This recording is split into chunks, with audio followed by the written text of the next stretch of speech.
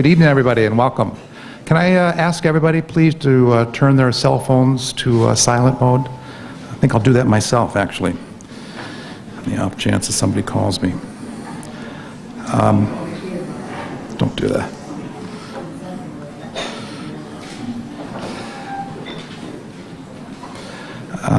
Okay, good evening and welcome to the 11th Edward Said Memorial Lecture. This series was initiated by my colleague Farrell Hazul shortly after Edward's death, and this year's lecture is generously supported by the Dean of the School of Humanities and Social Sciences, that is Nathaniel Bowditch, to whom we are very grateful. I also want to acknowledge Hoda and Nadia Gindi of Cairo University's English Department. Hoda's here today. Childhood friends of Edward who are here and also support the lecture series. Finally, I want to thank my administrative staff, Ola Shanab and Omneya Ali, and all of our graduate fellows for their hard work coordinating this event. Thank you very much. I'm Stephen Nimitz of AUC's Department of English and Comparative Literature, and it's a real privilege for me to be here and to introduce our speaker this evening and to welcome all of you members of the community of Cairo. Thank you for coming. Before I get to tonight's speaker, I want to give the names of previous guests who have delivered the Edward Said Memorial Lecture. These are David Damrosch, Cornel West, Terry Eagleton, Rokas de Groot, Judith Butler, John Carlos Rowe, Michael Wood, Sari Makdisi, Marina Warner, and Leila Abulagod. I know that Edward would be honored by that list of names, as he is by our speaker tonight, Suleiman Bachir Dian. Professor Dian is currently Chair of French and Romance Philology at Columbia University, a position that he took in 2008 after having taught philosophy for many years at Sheikh Anta Diop University in his native Senegal, and then at Northwestern University. He also served in Senegal as Counselor for Education and Culture, and he has a broad range of experience and interventions in the public sphere, where he has deployed his considerable academic acumen on many important causes, especially on behalf of universal human rights. And thus, he is a very appropriate choice for tonight's lecture. Professor Dian has been recognized for his public service and for his teaching and research by many awards and honors in France, Senegal, and in the US, including the Koldyke Outstanding Teacher Professorship, the Alfasi Prize in the Social Sciences and the Humanities, the Edouard Glissant Prize, and the Danyang Bouveret Prize. Professor Dian studied philosophy and mathematics at the Sorbonne, writing a doctoral thesis on Georges Boole's Algebra of Logic. This will be the only Edward Said lecture with math questions will be allowed, and not only allowed, but definitively answered, perhaps.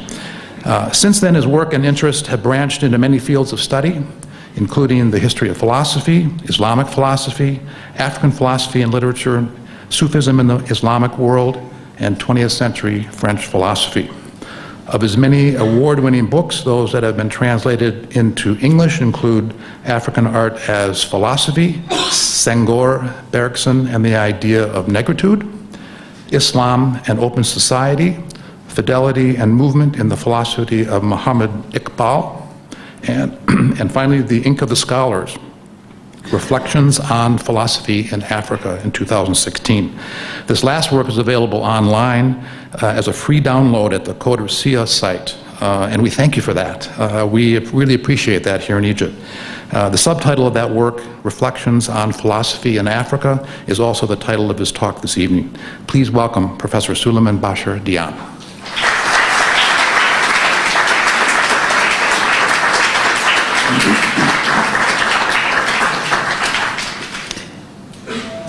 Thank you very much, Stephen. To be invited to deliver this year the Edward Said Memorial Lecture at this prestigious university in American University in Cairo is indeed a great honor, for which I would like to express my gratitude to everybody who invited me and who made my visit possible, and particularly you, Steve, for having made everything smooth, even if I did my best to complicate things for you. And I would like to thank you all for being present here. 3 reasons make me particularly happy to be bestowed such an honor. First, allow me to mention quite a trivial reason that I should not probably talk about, but allow me. Allow me to say that Edward Said's birthday, which is in the very first week of November, that is the reason why we are having this memorial lecture now, also happens to be my birthday. So it is quite a celebration for me. I could say that when I reached my, let's say, 20th spring, I delivered the Edward Said Memorial Lecture at the American University of Cairo. Okay, forget this first reason. Here is a more serious second reason.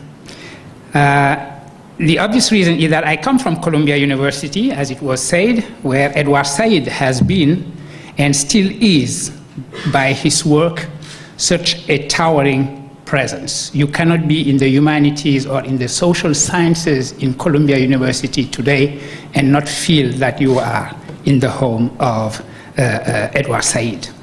I joined Columbia only in 2008, too late to have met him, but of course he has been such an influence in the works of everybody in the field of the humanities and the social sciences. And the third reason connected to that is precisely the influence of his work, in particular his Orientalism, in one of my own fields of research, which is philosophy in Africa.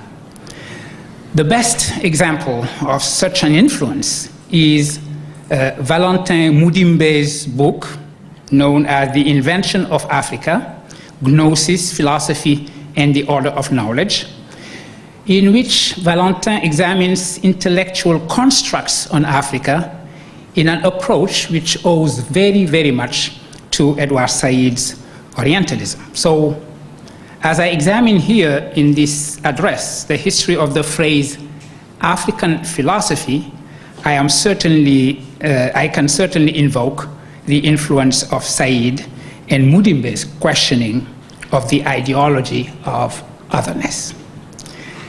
So let me emphasize that my lecture is about the very phrase African philosophy, or to put it differently, of the association between Africa and the concept of philosophy. Because, as I will show in my lecture, this phrase poses the question of what philosophy is and also what Africa is. When we say Africa, are we thinking about the continent as a whole, or are we, in our minds, only thinking about sub-Saharan Africa? So let me consider the history and the meaning of that association, Africa and philosophy. In very broad terms, the history of that phrase, African philosophy, is the history of a book that had been written by the philosopher and theologian Placide Tempels, Father Placide Tempels, a Franciscan missionary and Belgian citizen who was one of the first to give to a work a title, Bantu philosophy, that credited the idea of the existence of an African philosophy.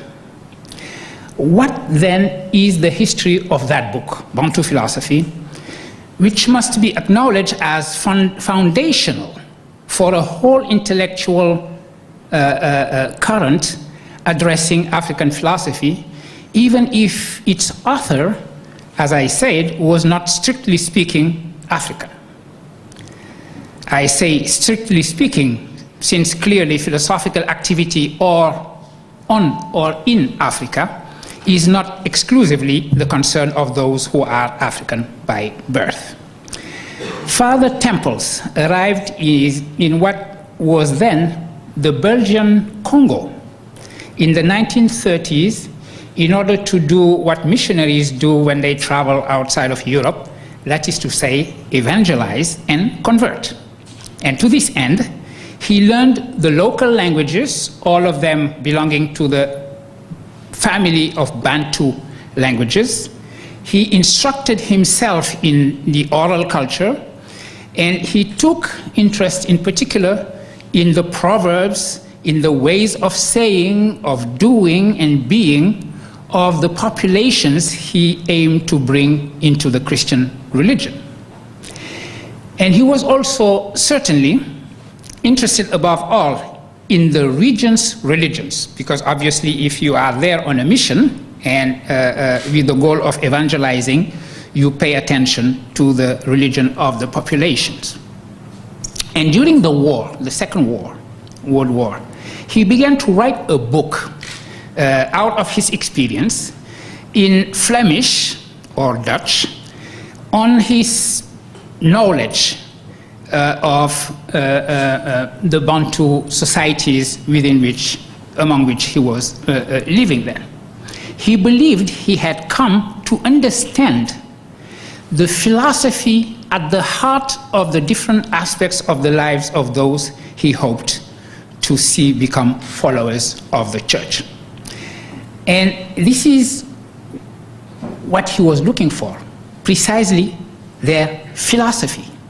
And this word in his mouth and in his mind should not be understood in a kind of diluted and banal sense of a way of seeing things or a worldview. Father Temple's thesis was that there exists a certain number of philosophical principles, or more precisely of ontological principles, because all these principles were about the conception of being of the populations he was living among. And these principles have the coherence of a true philosophical system.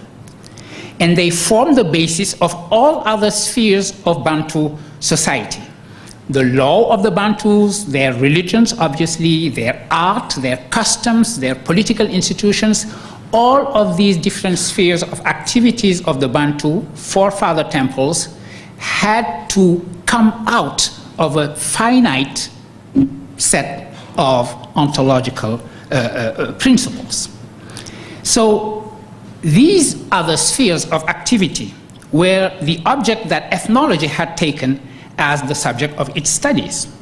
But while ethnology stopped at the pure description of these spheres at the surface of things for Father Temples, philosophy, he said, must know how to descend the whole way to the fundamental explicatory principles of which these spheres are manifestation, and which lead ultimately to answering the primary question, what is being? This is the fundamental question that a theologian would pose, obviously, a theologian raised in the Aristotelian Thomist tradition. So he looked at the answer that the Bantus gave to that question, what is being? To that question, according to Father Temples, Bantu philosophy responds, first, that being is force. To exist is to exercise a certain force. Mind you, he's not saying that being has a force. In other words, it is not the attribution of a predicate force to a subject, which would be being. It is the affirmation that the two are one and the same thing. Being, in other words, force, one might say. And if you want to say it in Latin, which is always more impressive, you could say ens sive robur, to paraphrase Spinoza. This is for Temples the first of a collection of ontological axioms that he considers to be at the foundation of the Bantu's belief system. The other of which, after being is force, would be each force is individual, In other words, you do not have a monism of being, everything being a form or a modification of one single being. You have monadic individual forces. So, second principle, each force is individual. Third principle, forces exert an action upon each other. Fourth principle, the universe is a network of forces running from the force of forces, which is identified with one God, one single God, down to the mineral by way of the ancestors, the noble dead, so to say, then the living persons, then the animals, then the plants.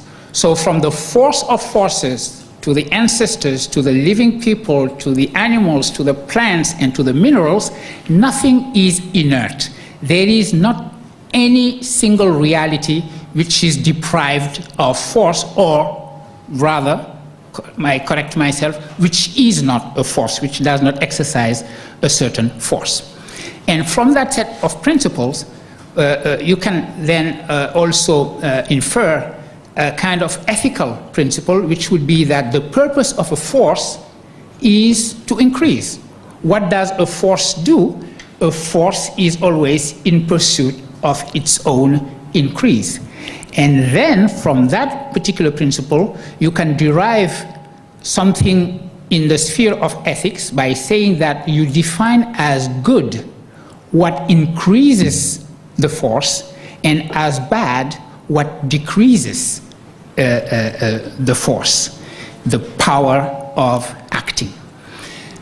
Léopold Sédar Senghor, the poet, philosopher, and first president of my country, Senegal, who was very much impressed by Temple's book when it was first published after World War II, proposes to have the neologism deforcing to translate that. Something is good if it reinforces, and it is bad if it deforces. So that is the neologism he created in French, which can be also translated into English. So these are the fundamentals of what Father Temples considered to be the dynamic ontology that the Bantu culture carried within itself, which can be read in particular in Bantu languages. And he opposed this to a static ontology in the Aristotelian tradition, where you have a substratum, a subject which remains unchanged and permanent, receiving from outside the predicates that are attributed to it. So you can see how he built this binary, this contrast between what he considered to be a dynamic African, or more precisely Bantu, way of considering or answering the question, what is being, to what he considered to be the European understanding of being in a kind of continuous Aristotelian frame. So that is roughly summarized what Bantu philosophy said. And when the book was translated into French and published at the end of the war by Présence Africaine, the publishing company, it was a resounding success. The publishing house was literally created in order to publish the book, as its founder, the Senegalese Alioune Diop, indicated in the preface he wrote to Bantu philosophy. He declared that the book was, with another text by Jean-Paul Sartre, French philosopher Jean-Paul Sartre, called Black Orpheus, the most important book that was written on Africa. And he celebrated the fact that in this book by Father Temples, the notion of vital force had acquired a positive meaning which was absolutely opposed to the meaning it had had just a few years before, when the Nazis actually spoke about vital force and presented their own ideology as an ideology of vital force. And to understand the success of Temple's book, which was welcomed, as I said, as a foundational event by figures as diverse as the Senegalese Léopold Sédar Senghor, or Cheikh Anta Diop, another Senegalese, or the French philosopher Gaston Bachelard, it requires to understand the break, the rupture that the book represented, beginning with its title. It broke with a way of thinking that was established at the end of the 1820s and the beginning of the 1830s, in the era when Hegel was giving his lectures on the philosophy of history in Berlin. As you know, and let me summarize this very quickly, in his lectures on the philosophy of history, Hegel was basically retracing the history of human spirit. Let's call it like that. And so he was looking at the way in which human spirit had traveled throughout the world during world history, let's say. And since he was doing that, looking at the map, he could not ignore this huge continent which seems to be sitting in the middle of the world, which is the African continent. One could think that Hegel had no desire to talk about Africa, but if you are saying something about world history and the history of human spirit in general, you can't ignore that, well, Africa is there on the map, sitting there. So he decided to say bravely something about it. He looked at the map, and you have to think of Hegel as someone who believed very much in geography. He's a philosopher of history, but a philosopher of geography as well, in the sense that for him, water was very important. Let me.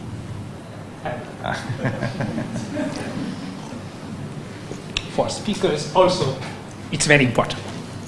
So a land, any given piece of land, needed to be sort of open to the water in order to be open to the infinite. The water represented a figure of the infinite. So, of course, Greece was the cradle of human spirit, because Greece is basically an island and penetrated by the sea from everywhere.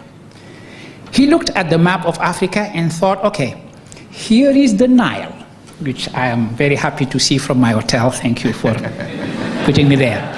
He sees the Nile penetrating the land, and he thought that, okay, this is good. This is the spirit penetrating the continent, so this place called Egypt is really a place where the spirit might be at home, not in its fullness, that only happens in Europe, but still at home.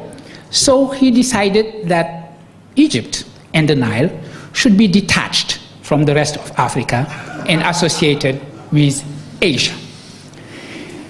Looking again at the map, you see the Mediterranean Sea. Okay, so Mare Nostrum, shared by Greece, Italy, etc., but also all the countries in the Maghreb. So he thought, okay, there is some opening here for the spirit, so, but it is Africa, it's not Europe. So it has to be somehow connected to Europe, but through colonization. And you have to remember the dates. 1830 is the moment when the French invaded Algiers. So for him, the beginning of the colonial adventure was truly something that was written in, necessarily in the history of the spirit, because the Maghreb would be now attached to Europe through colonization, and remain for him what he called Africa proper. So the question I posed at the beginning, what is Africa? In this vivisection, in this dismembering of Africa, for Hegel there was Africa proper, and he looked at the map and thought, this is too massive, not enough water penetrating the land, so he decided that the spirit could not live on the African continent. So he decided that the African continent was forever wrapped in the dark mantle of night. You could call him a racist, you would be wrong. Actually, this had nothing to do with race. He was not saying that black people were incapable of receiving the spirit or philosophy. He was saying that the geography of their continent could not. So he was not racist, he was geographist, as I would call it. So philosophizing Africa was an oxymoron from then on, and at any rate, philosophy could only be the exclusive telos of a European humanity to which, according to Husserl later on, the other humanities much align themselves. This discourse repeated itself in the ethnology of Africa, and in particular in the huge opposition that was ethnographically constructed between European reason and primitive African mentality, for example, in the thesis of someone like Lévi-Brühl. So you can see now that the very title of Temples associating African cultures or societies or languages such as the Bantu with philosophy was breaking with that intellectual tradition, and that explained the success of the book.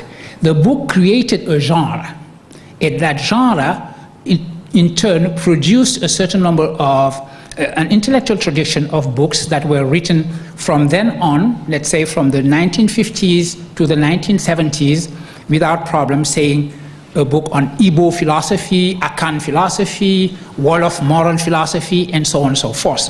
They were all models, these kind of book, this particular literature, on that book by Father Temples on African art. And in that essay, he also had something about a philosophy of force, which is the ultimate principle behind the very particular nature of African art. In particular, the anti-mimetic nature of that art. As you know, usually Africa is huge, so speaking of African art might be essentialist, but it is true that one can find a kind of common denominator between the arts of many different regions of Africa, and pay attention to the fact that it is not a naturalist art, but an art in which figures are totally distorted. You use geometrical forms, you put together geometrical forms in a way that is not reproduction of reality, although reality is hinted. There is a hint that this represents a man, this represents a woman, this represents this or that figure, but at the same time you are not paying so much attention to the mimetic relationship to anything real. Because, said Senghor, what the artist is truly aiming at is not the reproduction of reality, but grasping the sub-reality of the object. And that sub-reality of the object is the force which it manifests in its appearance.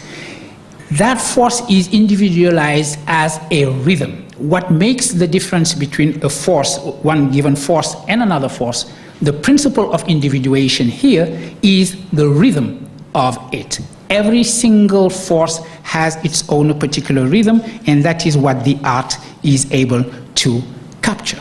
So because Senghor was meeting Temple thought in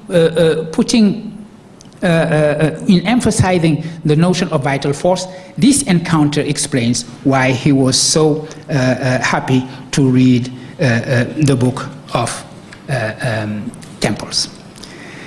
This is the 50s and the 70s. Now I go faster. In the 70s, there was a strong reaction to that kind of literature that had been inaugurated by Father Temple's Bantu philosophy. A younger generation of philosophers reacted against it, against the model it represented, based on a certain number of points. One important point in particular was that you could not have something like a collective philosophy. Bantu philosophy, they would say, doesn't make sense. If you talk about French philosophy, it would be, you would quote given French philosophers who have written individually under their names and are taking responsibilities for a certain number of theses. How could you consider a collective something like an ethnic philosophy? That was one of the main criticisms against the book by Temples. So the critique called the approach of Temples ethno-philosophy. You cannot be basis for philosophy. One argument that was made in particular by Beninese philosopher Paulin Huntonji is that in oral cultures, human memory is so preoccupied with retaining and transmitting that it does not criticize. In other words, if philosophical attitude and posture is, by definition, critical, you cannot criticize something that you have to transmit at the same time that you are eager to keep it, to retain it in order to be able to transmit it. So they would say orality is fundamentally anti-philosophical in its attitude. And third argument, which summarizes the two, you cannot say that philosophy is just the emanation of a culture. On the contrary, if we look back at our common ancestor as philosophers, Socrates himself, Socrates actually distanced himself from the culture, and that distancing, within that distancing, is philosophy itself.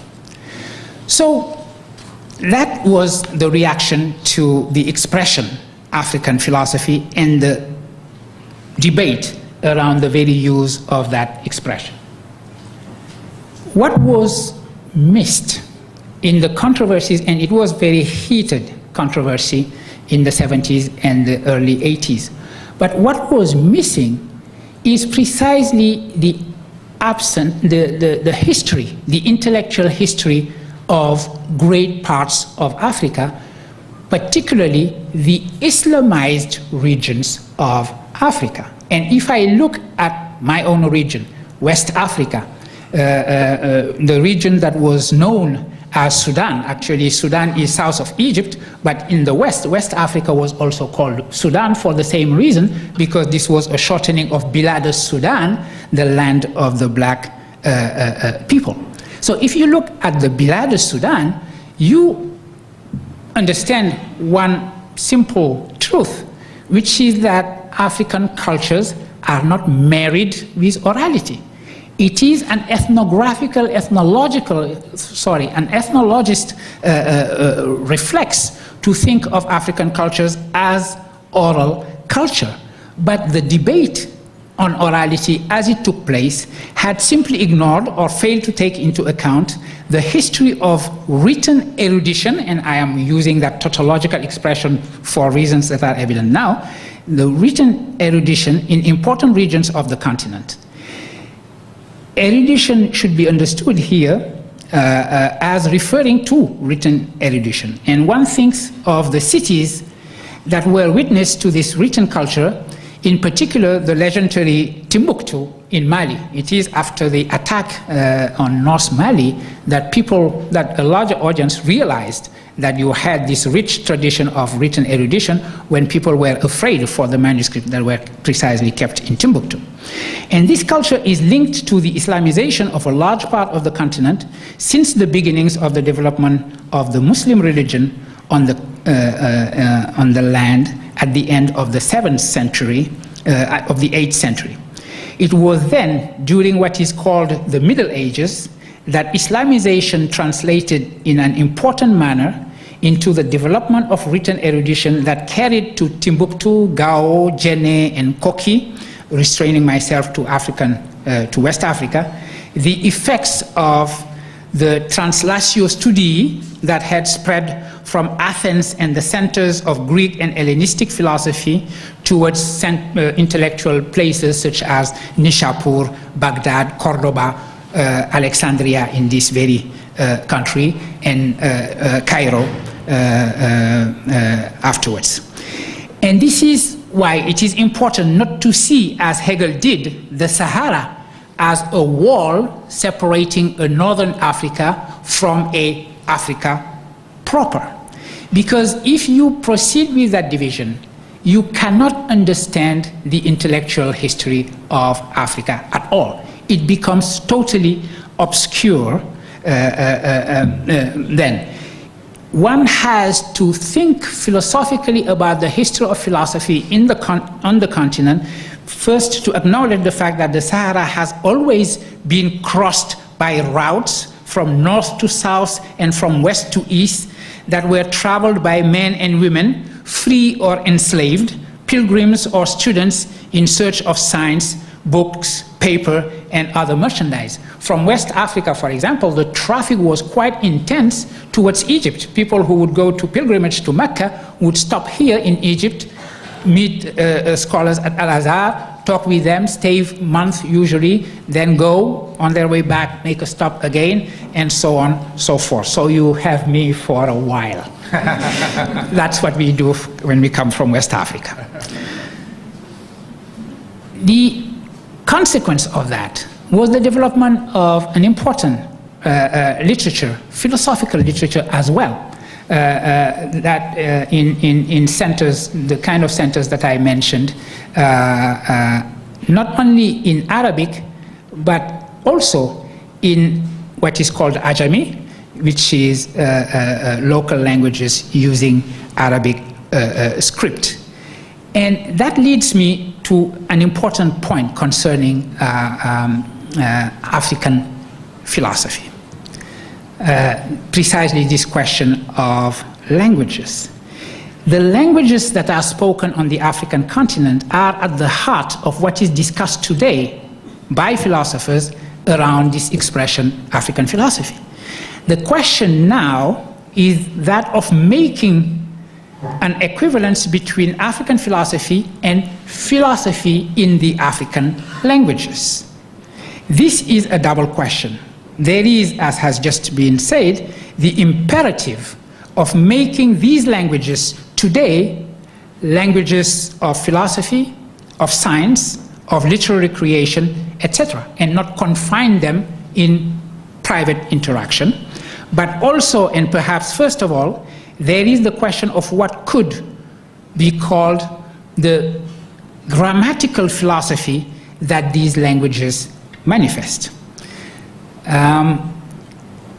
Let me quote here very quickly to explain what I mean by grammatical philosophy expressed by a language, the philosopher Nietzsche, who said this: where there is affinity of languages, it cannot fail owing to the common philosophy of grammar. I mean, owing to the unconscious domination and guidance by similar grammatical functions, that everything is prepared at the outset for similar development and sequence of philosophical systems, just as the way seems barred against certain other possibilities of word interpretation. Let me give you an example, a simple example to explain this better. Temples asked the question, what is being? He could have said very easily, oh, the question of being is the most important question, philosophical question one could pose. But you have to realize that the only reason you say that is because you are speaking a language in which you can use the verb to be, add ing, and have the substantive being. The way you can do this in Latin, you can do it with Greek, from einai to on. You can do it in French, être et étant, or être, and so on, so forth. So, what happens when you are speaking a language where you do not have that kind of use of the verb to be, which happens, by the way, to be the case of Arabic, of Hebrew, or of Wolof? In other words, there is something in the grammar itself, as Nietzsche says, that sort of predisposes philosophical system to go a certain way.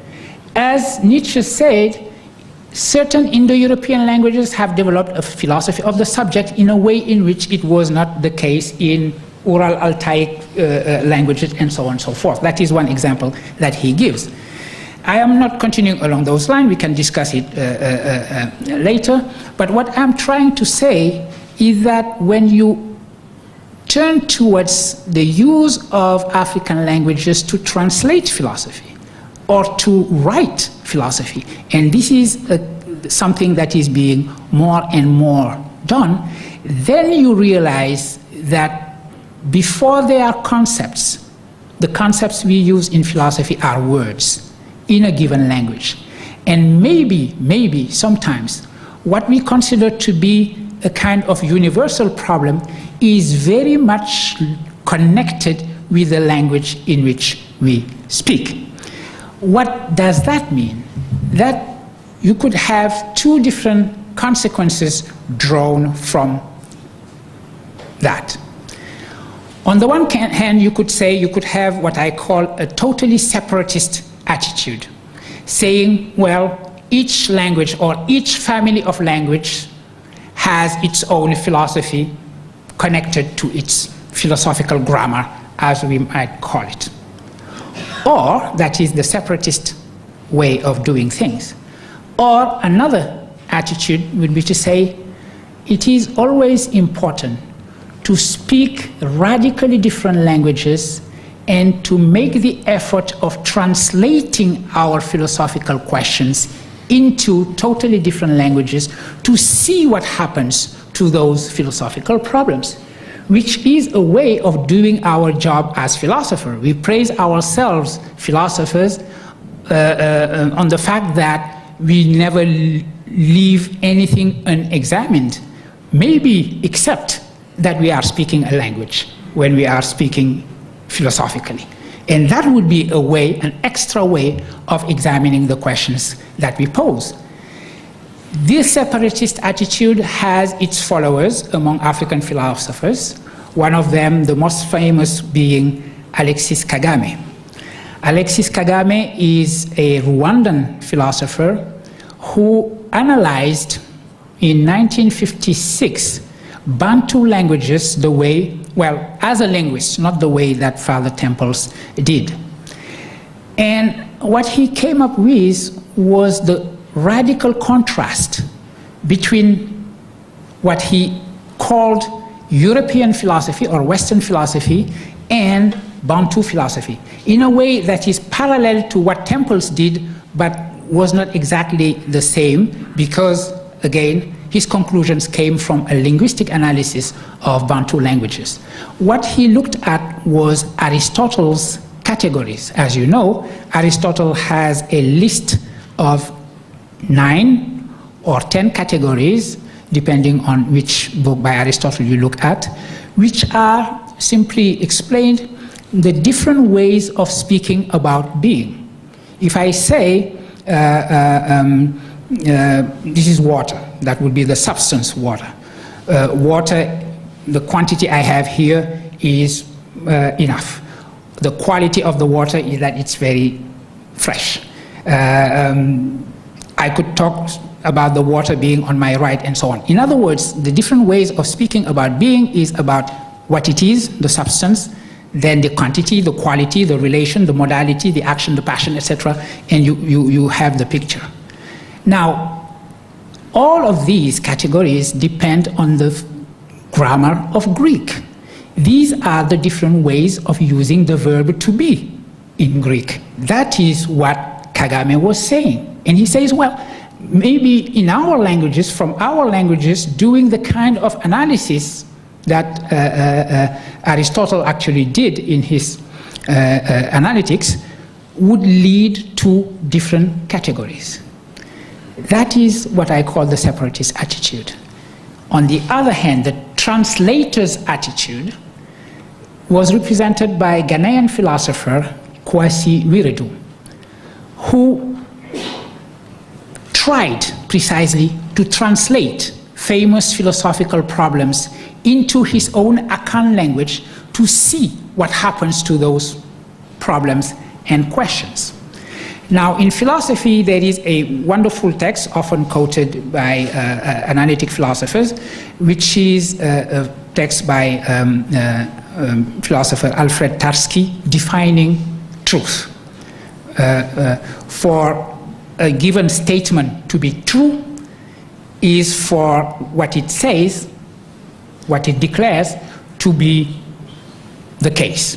If I say it rains and the lady on my left turns her head and looks out and sees the rain, then I would have been right. What I said was true, otherwise it would be false. So the idea that a certain sentence is true if and only if it is what it says is the fact. And he looked at the translation into Akan, and it did not make sense at all in Akan. Now, the fact that it did not make sense in itself was very interesting about the definition of truth. That definition of truth seemingly worked only in languages that have the same type of grammatical philosophy, of philosophical grammar, as Tarski's language or English, etc. In Akan, it did not make sense, which doesn't mean that in the end you do not translate. You can always translate anything. In translation, you always meet untranslatables, but in the end, you always find your way around the untranslatable, and you find your way. So translation is this impossible operation that is always, in the end, performed at the end. But doing that translation, going from a language to another language, you learn something about the philosophical problem, and you learn something about your own Akan language. And somehow, you also learn something about English. And that is the position that I consider even more philosophical than the separatist position. Separatism is a dead end. What would you say? Okay, they have their philosophy because they have their language. We have our philosophy because we have our language. The best way to go is to say, here is what it means to live between languages, to think from a language to a language, as I put that expression in my own work. And this is what I am advocating for African philosophers, to give a content, substance to that expression, African philosophy. Be translators. The African philosophers, by their very position, must be translators, that is to say, must live between languages, must locate their philosophizing in between languages. And in fact, this is the case for all philosophers.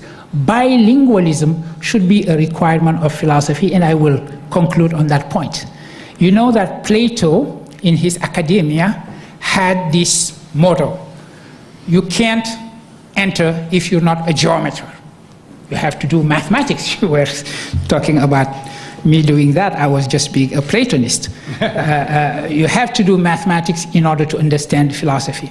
We could imagine the utopia, which would consist in saying that one should not be doing philosophy if one does not know a radically other language than their own. So all American philosophers would be then out. Thank you very much.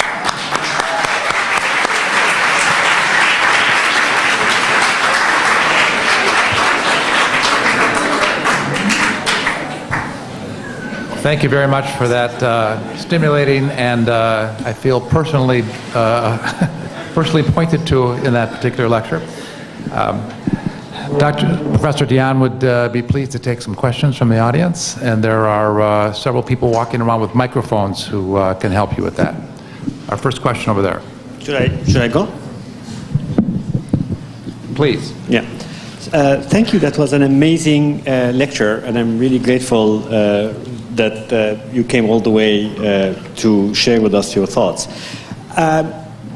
I'm very much interested actually in whether the attitude of translatability is even possible in the first place, not endorsing necessarily separatism, but that the experience of incommensurability sometimes is the dominant fact of our lives, precisely because of relations of domination, for instance.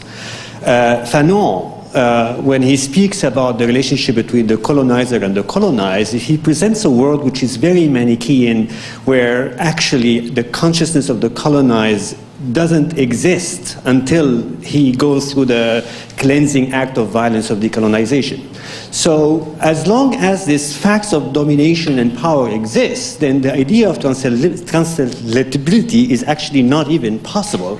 That's not a separatist attitude, that's more of a, let's say, a call for, let's finish decolonization first, and then we talk about translatability. Thank you. Thank you. Yeah, that's fine. Okay.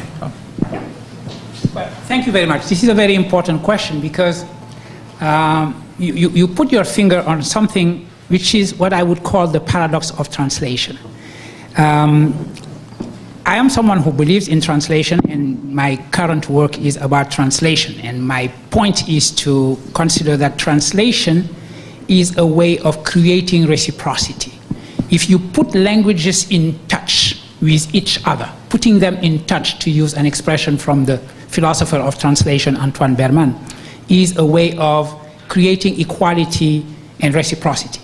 Now, I am not being naive, and you are perfectly right pointing that in translation itself is about domination.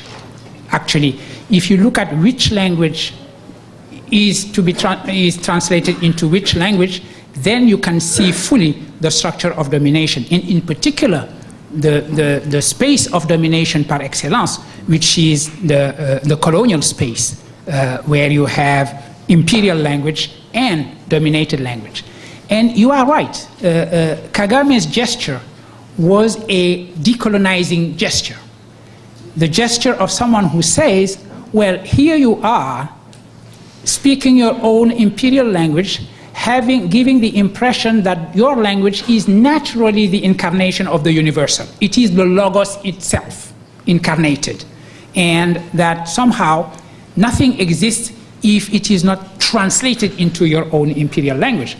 And here I am looking, actually deconstructing your own pretense to universality, what you are considering to be Aristotelian expression of the grammar of thought, the very laws of thought, the laws of valid reasoning, is nothing but the grammar of his own Greek language, which then could be challenged by the grammar of another given language. You are affirming, by doing that, he is affirming the equivalence of the languages, and that separatist attitude, you are right, cannot be understood outside of that context of it is a gesture of refusal. And you are also right pointing to Frantz Fanon. Frantz Fanon is the one who said that colonialism is by itself a violence. And against violence, the only response is violence. So the violence of separatism as a response to the violence of imposition of an imperial language which presents itself as the language of the Logos itself. I'm considering that we are in a post-colonial situation, although this could be discussed, where the equivalence of languages is something that we accept probably more easily now, living in a post-Bandung type of situation. So that would be my response, and thank you for pointing that aspect of translation. I think there's a question down here in the front. Here comes the microphone. Thank you, Mr. Sim. I just asked to speak to welcome Professor Bashir Dihan in Cairo, as we were always in Dakar as friends since 20 years. I'm welcoming you, first of all. And to see we had a lot of arguments and discussions in Dakar. He was very helpful, a real philosopher in Dakar in West Africa. And within CODISRIA, that is the Council for Developing Social Science in Africa, based in Dakar, we had fellowship together, or in the university and so on.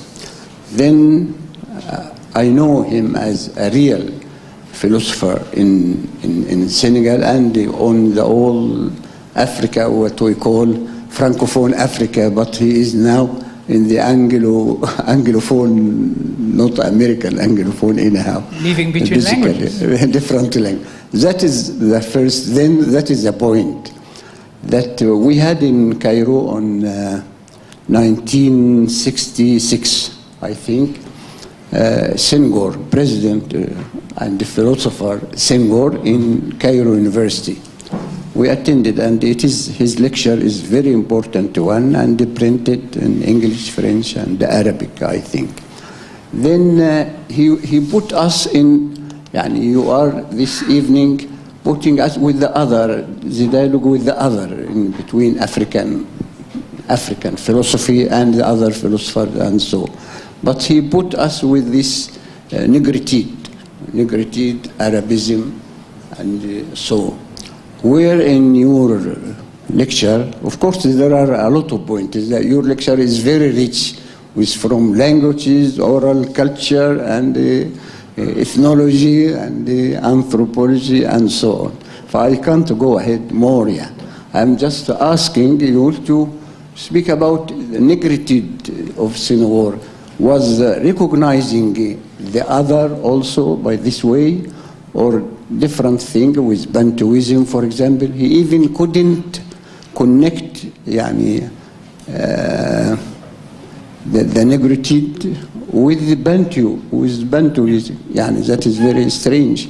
And then it is your time now, as you had a lot on the Islamic philosophy also, and I would like it to be prominent in this lecture. But we are expecting you here, and I ask Professor Steve to, because we had to discuss it. You have a certain attitude in studying the Islamic philosophy, but we had now a problem with political Islam, and that put the whole thing in trouble. Yeah.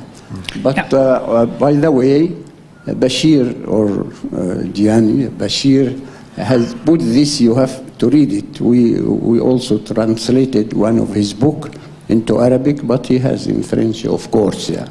I am, anyhow, in the end, I am thinking, thank you for the AUC to host you, to invite you to Cairo, and thank you personally to accept and to come. You are welcome anytime. Thank you very much.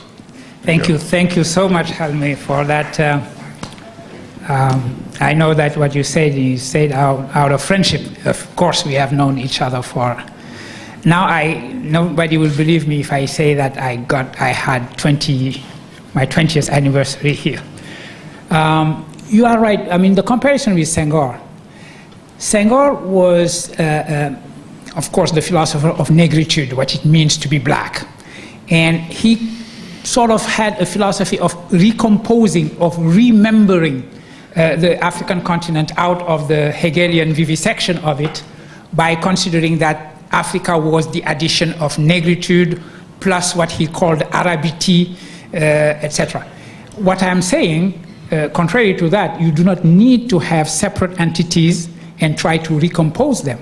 In fact, if you pay attention to the history of Islamic philosophy, of what is known in Arabic as falsafa, if you look at the history of falsafa, then you reconstitute the intellectual unity of the continent in a way that is not an addition of societies or cultures, etc., etc., because you had this intellectual continuity that would come from Greece even, all the way down to Timbuktu. In Europe, this notion of translatio studii, the idea that was constructed in the Middle Ages that Europe was the hair of Greece. Okay, so you would have Athens, Rome, and Heidelberg, or London, or Sorbonne, or Paris. This was a construction that corresponded. They did not correspond to the tours and detours actually really made by the translatio studii, because you had Athens, okay, but Athens through Nishapur, Edesse, Baghdad, Timbuktu, Cordoba, Fez, Kairouan, Timbuktu. So the notion of translatio studi should be complicated. We should rewrite, and this is one of the consequences of what I was saying, we should rewrite the history of philosophy in a way that is different from the way in which it is written in textbooks. In textbooks, you have antiquity, you have the Greek miracle. A miracle is always convenient because a miracle is preceded by nothing. It was born out of itself. So you have the Greek miracle continued by the Romans, and then it went through Europe. Now you have in the middle these people with Arabic sounding names, Ibn Rushd, Ibn Sina. What do you make of them? You say, okay, they were there, but they received the heritage and handed it to the true heirs of it, which is Europe. This is the Hegelian construction of the philosophy of spirit, which was an ethnic cleansing of the history of philosophy. So basically what I'm doing here is re-ethnicize the history of philosophy, and thank you so much. Thank you. Glad to be in your country. Question here, and okay. Sorry, I'll try and keep track of them there. A quick comment, then a question. Graham Greene's novel, The Heart of the Matter, you also have the book in there called A Bishop Among the Bantus. So there's a connection there as well. They're very universal, popular people. If language can create problems, problems of balancing acts in grammatical philosophy, how about doing away with language at all and focusing on art? Because I was reading a book on philosophy of Islamic art, an Arabic book, and they're saying they didn't have pictorial representations of God, and de-emphasizing pictures, focusing on geometry and colors, abstract kind of art. And it sounds a lot like the African art and rhythm, and also connecting in their pictures to music, to sounds. Is that another avenue that we can use to get around these language problems? Well, right. I mean, if we say language is a problem, what do we mean by language is a problem? If we mean by that full communication is not happening, it is the very nature of language, I believe, to have certain opacity, but then to also be open. In other words, when I say that translation is this impossible thing that in the end still succeeds in happening, I believe in a kind of communication which doesn't mean necessarily absolute transparency, but negotiation, continuous negotiation and understanding through untranslatable, through misunderstanding, working out one kind of communication. And in that sense, translation is the language of languages, as Kenyan writer Ngugi wa Thiong'o famously wrote. Or to generalize, also this is what Umberto Eco said when he declared that the language of Europe is translation. One could expand it to the whole world and say that language of the world is translation. Now, art would be, yes, a form of universal language, the language of forms. But again, you translate those forms. They mean something for you because of your own perspective on them. Let me give you an example which has to do with African art and African philosophy. It is known that Picasso was influenced by what was called Art Negre in France at that time, the vogue of African art in France. Shall we call that an influence? No. Picasso was looking for something at the time, famously in 1906, when he was painting Les Demoiselles d'Avignon, which is at MoMA, by the way. So he was looking for something, and this is the moment when the fact that he was an art collector himself, and he was collecting African art at that time, sort of found its way into its own art. When he erased the faces that he had been doing and redoing again, and decided to replace all the faces on Les Demoiselles d'Avignon by African masks. This language spoke to him, but because he had his own questions bringing them there, the language of the forms talked to him in a way that was particular and special. So yes, we do want to say that art is a kind of universal language, but so is the language of the computers. Everything can be translated into 0 and 1s, but once they are reinterpreted, we find ourselves with our own languages again. But in the end, I believe more in translation, and the problems are not necessarily a bad thing. Misunderstanding and encountering the untranslatable is probably part of the communication, human communication. Okay, I'm trying to keep track of the questions. This gentleman, then Doris, and then Ikai. Thank you for this amazing lecture. A number of years ago in the 60s, my wife and I were both being trained as linguists, and we were being trained basically as what we were derisively called topological linguists when Chomsky was doing the deep structure. But we spent a number of years in West Africa, and while we were doing translation, there arose a kind of a process there of doing it, which was called then dynamic equivalence. Mm-hmm. And you use the word equivalence. And one of the things that occurred to me there was we never assumed that we were masters of the language we were translating. We always worked with an informant. Not an informer, but an informant. Right. And the object was finding out through a discourse between the two of us, or the three of us, and the community itself, what would be a way to say something in your language which would mean to you what saying it my way in my language means to me. And that, we call that dynamic equivalence. Right, and right. So I appreciate hearing this coming from a philosophical point of view as well as a linguistic. Right, yeah. Well, thank you. Thank you very much for that comment, and it is exactly what I was trying to articulate also, yeah. That also sounds to me like 43 years of marriage, so. Doris, please.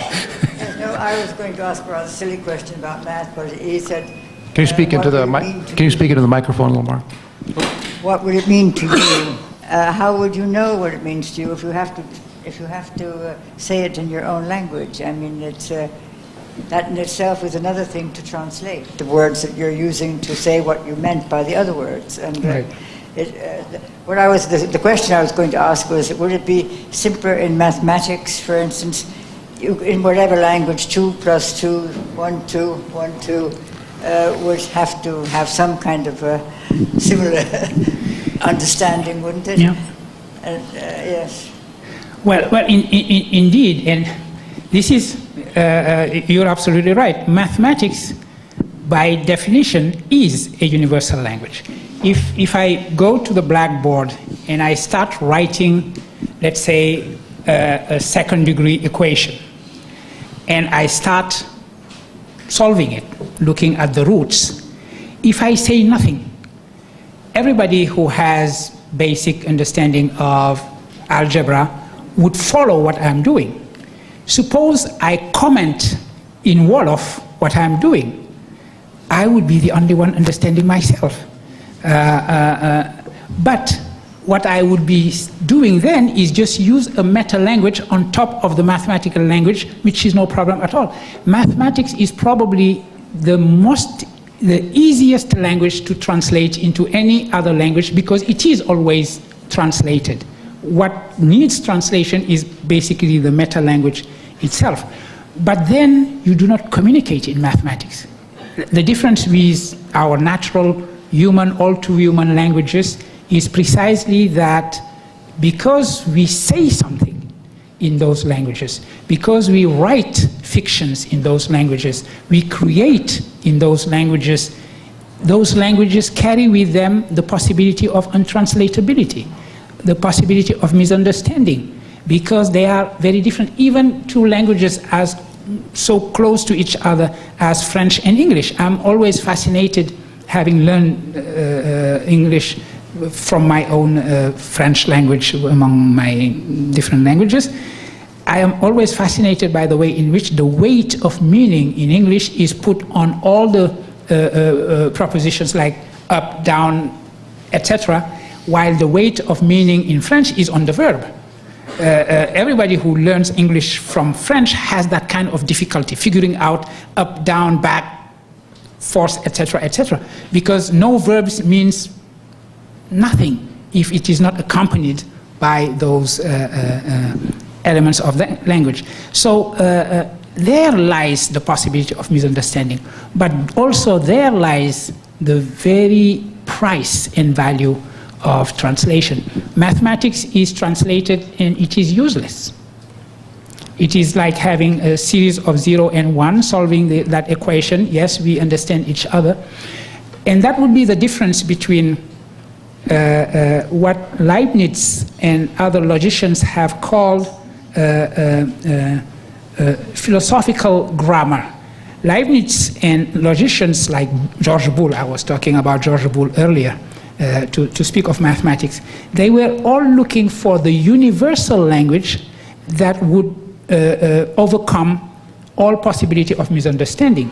And they found that universal language in the language of algebra, which was transferred to the language of our computers. Our computers today speak that universal language, but it becomes something for us only when it is interpreted in our own languages, and so we are stuck with our natural languages. The case of Esperanto would be something different, but again, who writes novels in Esperanto? Who reads them? Ikai has been very patient. Thank you, Professor, for the talk. You know, as someone who talks about Greek philosophy in English, whose native language is neither, I feel very encouraged by your thesis that translating is a fundamental act of philosophizing.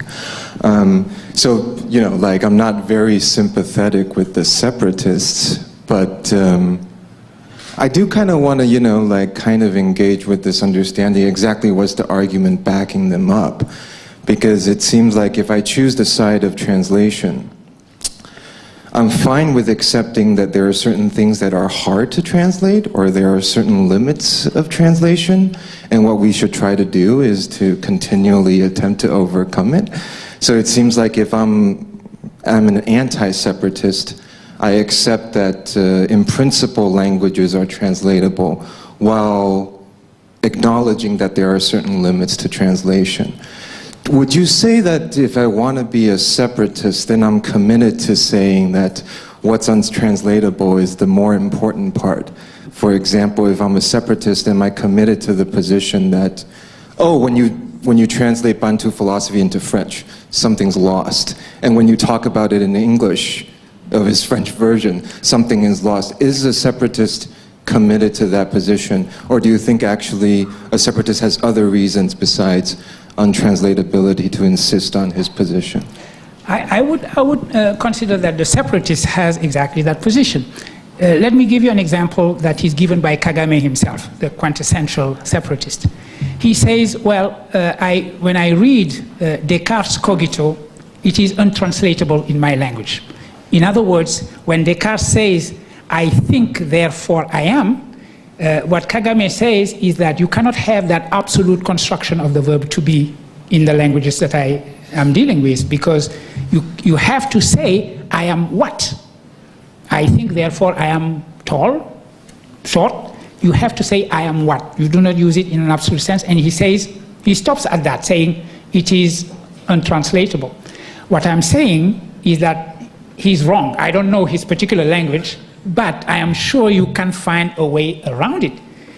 Even if you have to put a long footnote and explain something about, you know, the fact that the language I'm translating from has this absolute use of I am. So you can, my point is that separatism in that sense is a starting point. You have to acknowledge that if you say the beginning of philosophy is Parmenides, being is, non-being is not, it's not necessarily something that makes sense for everybody. But trying to make sense of it in a language where you do not use the verb to be in that way is something to be, from which we gain something. This is why I believe in sort of overcoming the separatist attitude. So it almost feels like you agree with certain insights they have, but you want to turn the... Absolutely, absolutely, yeah. Thank you. Other questions? Over here. And then Lauren is next, and then, yes. Thank you very much for your coming, and welcome, Cairo. Actually, you started your lecture in a very enthusiastic way that we are thinking about the question is of what is the African in order to understand what is the African philosophy. But actually you ended up imprisoning us in the question of language. But actually the question of the African philosophy had many wide attempts in order to formulate it. You started with that Africa, or African philosophy, or African knowledge, is the knowledge on Africa as an object. So everyone who is talking about Africa can make African knowledge. So we can get into the problem of translation, because at the end of the day, you're going to have non-Africans who are working in Africa. Mm-hmm. But Pauline Hontonji, that you have mentioned, have said another trend. They said that actually we do not need to go into this way of formulating African knowledge, but say that African knowledge is knowledge by Africans. It's not knowledge on Africa. So at this moment, we're not going to be imprisoned in the idea of translation, because at the end of the day, they are all Africans. They do not need to translate. Okay? The third attempt, which gives many potentials and opens our vision into African philosophy more better and will not restrict things into it's going to be translated or not, and all these dualities, is the idea made by Kwasi Wiredu and Henry Odera Oroka. Kwasi Wiredu said that actually we are in need of tradition. Why don't Africans think of what is unique in the tradition philosophy, in the tradition of African philosophy? So we have the way open in order to talk about a tradition of African philosophy, more wider than the problems or the problematics of language. And Henry Odera Oroka, you have the psych philosophy.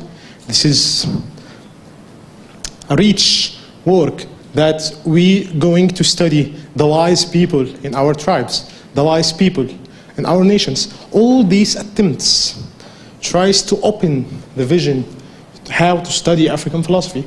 We are not in African philosophy restricted on the idea of language. We have language, we have the idea of tradition, we have our wise people, we have our own new ways opened by Wiredu again for thinking about a way of tradition, what is unique. We still have this question unanswered.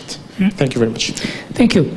The idea of being unique, and it is interesting that the three philosophers that you mentioned, the Beninese Pauline Hontonji, the Ghanaian Kwasi Wiredu, and the Kenyan Henry Odera Oroka, they shared the same question about what it means for a philosophy to be African. They started, actually, the three of them, a journal in the mid-70s with the title Consequence. And as is the case for many African journals, you had one issue of that. And then they ran out of money. But you are absolutely right, indicating that these three took three different directions in African philosophy. Paulin, at that time, was essentially a Marxist. What he wanted to do was to clear out the whole Bantu philosophy, ethno-philosophical approach, in order to, because he believed that you cannot have philosophy if you do not have science. He was a student of Althusser, as I was myself a few years later, and Althusser had taught us that philosophy has no history, ideology has no history. History happens on the ground, in the material things and in science. And somehow philosophy is a reflection of what is happening on the ground in science. And Paulin was very much, when he wrote his book on Sur la philosophie africaine, on African philosophy, he was into that. And so he wanted to clear the whole space from philosophy and approach it in that case. You are right also mentioning Odera Oruka and late Odera Oruka, who had that kind of ethnographical approach. Let's go see the people, the sage people, and ask them, what do you think about what is death for you, etc., in pursuit of something which is somehow uniquely African. I would just add to your comment, for which I thank you very much, that I am very wary of an expression, something which is uniquely or specifically something. In other words, and this is why I believe in translation, if something is authentically philosophical, I believe in its universalization through negotiation and through translation. Let me give you an example. The concept of vital force that was used by temples and considered to be something valid by Senghor. Temples made that contrast that I mentioned earlier, separating, and we come back to separatism, separating radically what he considered a European static ontology versus an African dynamic ontology of the vital force. In the end, he came back from that separation because he said, well, after all, these Bantu people speak the language of force, force being given, force being increased. What does it tell me about my own faith and the text I believe in, which is the gospel? And he said, in the end, I came to convert the Bantus, but finally they are the ones who taught me something about the way in which I should understand my own gospel. I should understand the way in which Christ says, follow me, I'll give you life, and I'll give you life in abundance. This is a quote from the gospel. And he said, well, actually, that is the logos. The first logos is that logos, that vibrating, living logos that could be identified to a force, and not what logos has become afterwards in Aristotle's categories, when it became sort of petrified, immobilized as something permanent to which attributes, predicates would be attributed from outside. And so what he presented as the specific philosophy of the Bantus turned out to be the human experience in general.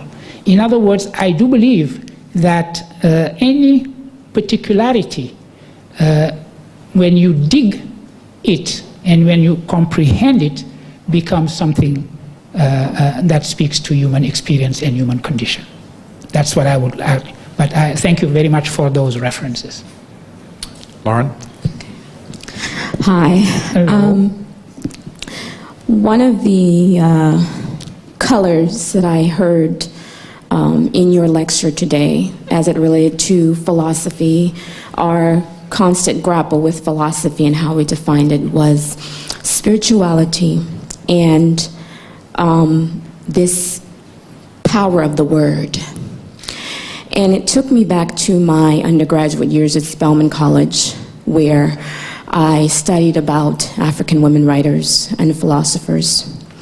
And so looking at the context of philosophy and going into the rationale of the everyday lives of people, the everyday duties of women, the everyday conceptions of how people grapple with their own personal experience.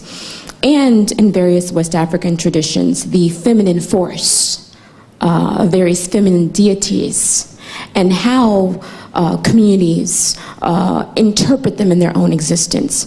And it reminded me of one of your own countrywomen, Mariama Ba, and her book, So Long a Letter, and her creating this letter based on her experience as an African woman, West African woman, in a patriarchal society, dealing with the issues of class, of status, of all these issues, but her using her experience to, in a way, create her own philosophy. So I guess the question I would like to pose to you or ask, is it possible if you could describe, particularly from your country, Senegalese women, in what way has women's experiences, women's daily lives contributed to this thing called African philosophy? That's a great, infinite question. Let me come back to what you said about Mariam Obai, and I'm so happy that you raised the case of what she said. And I connect what you said about her to what you said about words being power. Words are force. Words matter, and they make a change. They act. If you remember that in the novel is a letter, and we find out at the end that this strong woman actually herself comes to literature. When she tells her friend who is in Canada, I believe, in the US, that she is going to write. And so at the end we understand that somehow what she wrote is what she said at the end of the novel that she was going to write. Turning her life, transfiguring her life, transmuting it into the force of words, I think is an experience that we learn from, I was going to say Senegalese women, but I mentioned that I do not believe in specificity. So let me say West African women in general, or women on this continent. The force of life is somehow to be understood through them in various ways. And art has captured that. The best representation in African art of the force of life is usually the representation of the feminine figure. So that's part of the infinite answer that could be brought to your question. Thank you. I think we have time for just one more question, then we'll have I want to thank you for not only a very stimulating lecture, but stimulating answers to interesting questions. I'm an Egyptologist who studies ancient Egypt, and it's often said that ancient Egyptians had no philosophy. There is no philosophy for pharaonic Egypt. If I understand what you're saying, in part, there's a human capacity for thinking and a human capacity for language, and somehow that engenders philosophy. But I don't quite understand what you mean by philosophy. Sometimes you seem to be saying it's words, sometimes spirit. So I wonder if you could maybe leave us with a thought about what you think philosophy is. Thank you. Yes, what is philosophy? It'll have to be a short answer if you can. Well, obviously when you do philosophy you use concepts, but I believe in concepts being put to work. Let me give you one single example coming from South Africa. Ubuntu, the famous concept of Ubuntu as it has been put to work precisely by Nelson Mandela and Desmond Tutu when they were faced with the problem of creating a new so-called rainbow nation out of the ruins of apartheid. Because what do you do if you had communities that were so separated by years and years, decades of hatred? What happens? So when they say that we have to use Ubuntu and enshrine it in our constitution. First of all, use it in the Commission, Truth and Reconciliation, and then enshrine it in our constitution. Would you say, okay, they took a concept from African philosophy, Bantu philosophy, which was Ubuntu, and they applied it? I don't believe in that. Ubuntu was not yet a philosophical concept before they put it to work in the way in which it worked. In other words, African philosophy is not a stock of ready-made philosophies that you would just excavate and say, oh, by the way, this is a wall of philosophy. It is putting a concept to work because you face a problem in the present today for tomorrow in South Africa, and you say, well, there is this Bantu word, which means being human together, creating our humanness together. And you say, okay, this is going to mean this. We need the truth about killings, about people disappearing, etc., etc. But we need the truth for building a future of a nation that would be reconciled. And this is exactly what Ubuntu does. So on the very day where they decided that this is what Ubuntu does, somehow Ubuntu became a philosophical concept. That is how I would explain this.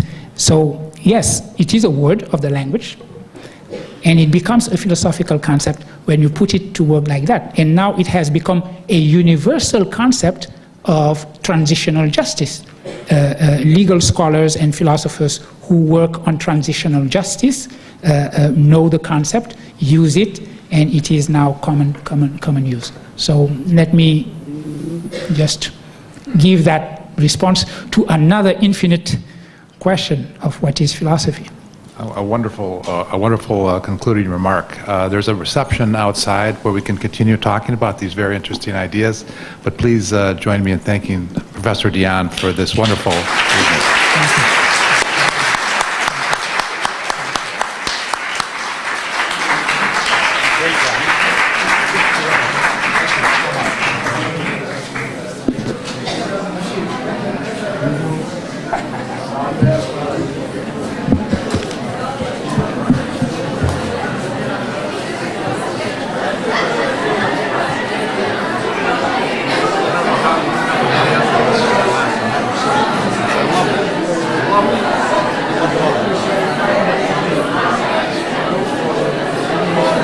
Oh, okay. I was yes, there's one that